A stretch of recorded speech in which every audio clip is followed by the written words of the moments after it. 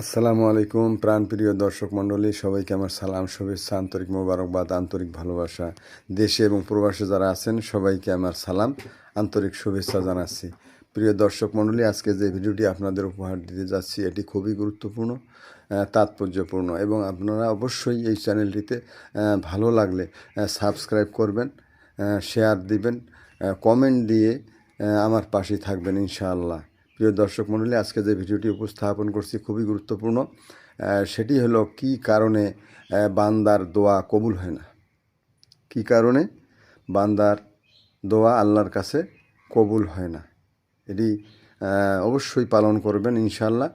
তাহলে আমরা ইনশাআল্লাহ অবশ্যই জান্নাতি হব, শ্রেষ্ঠ মহান স্রষ্টার মাকামে মাহমুদে অর্থাৎ জান্নাতের সর্বোচ্চ স্তরে আমরা অবস্থান করব ইনশাআল্লাহ। যে চারটি আমলের কারণে বান্দার দোয়া আল্লাহর দরবারে কবুল হয় না এবং আরশ প্রকম্পিত হয়, আল্লাহ চূড়ান্ত গোস্বা হয়, যে চারটি কারণে। প্রথম কারণ হচ্ছে পিতা মাতাকে অসন্তুষ্টকারী ব্যক্তি, অর্থাৎ পিতামাতাকে প্রহার করে, পিতামাতাকে নির্যাতন করে। সেই ব্যক্তি যখন পিতামাতাকে নির্যাতন করে, প্রহার করে, তখন আল্লাহ রাব্বুল আলামিনের আরশ প্রকম্পিত হয়। আল্লাহ রাব্বুল আলামিন তার উপর চূড়ান্ত রাগ হয়, চূড়ান্ত গোস্বা হয়। আর এরপরে 2 নাম্বার হচ্ছে যে ব্যক্তি আল্লাহর সঙ্গে অন্য কিছুর শিরেক করে, সমতা করে, আল্লাহর সঙ্গে তুলনা করে কোনো কিছুর, এই শিরককারী ব্যক্তির উপর আল্লাহ চূড়ান্ত গোস্বা হয়, চূড়ান্ত রাগ হয়। তার কোনো আমল, তার কোনো পৃথিবীতে যত আমল করুক, কোনো আমল আল্লাহর দরবারে কবুল হয় না এবং আরশ মহল্লা চূড়ান্তভাবে প্রকম্পিত হয়, কাঁপে, আরশ মহল্লা কাঁপে ওই ব্যক্তির জন্য।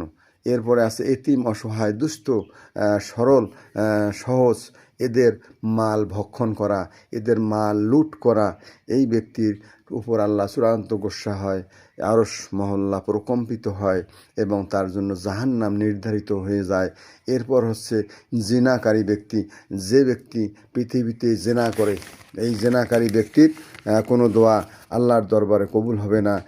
এই জেনা যখন করে তখন আসমান প্রকম্পিত হয়, আল্লাহ রাব্বুল আলামিন চূড়ান্ত গোস্বা হয় তার উপর, জেনাকারী ব্যক্তির উপর। প্রিয় দর্শক মণ্ডলী, আবারও বলছি, পিতামাতাকে অসন্তুষ্টকারী, শিরিককারী, এতিম অসহায়ের সম্পদ লুণ্ঠনকারী, মাল ভক্ষণকারী এবং জিনাকারী ব্যক্তির জন্য আল্লাহ রাব্বুল আলামিন চূড়ান্ত গোস্বা হয় তার জন্য এবং তার কোনো আমল কবুল হয় না। প্রিয় দর্শক মণ্ডলী, সবাই ভালো থাকুন, সুস্থ থাকুন। আমার চ্যানেলটি সাবস্ক্রাইব করবেন, শেয়ার করবেন, কমেন্ট দিয়ে পাশেই অবশ্যই থাকবেন। আসসালামু আলাইকুম রহমতুল্লাহি ওয়া বারাকাতুহু।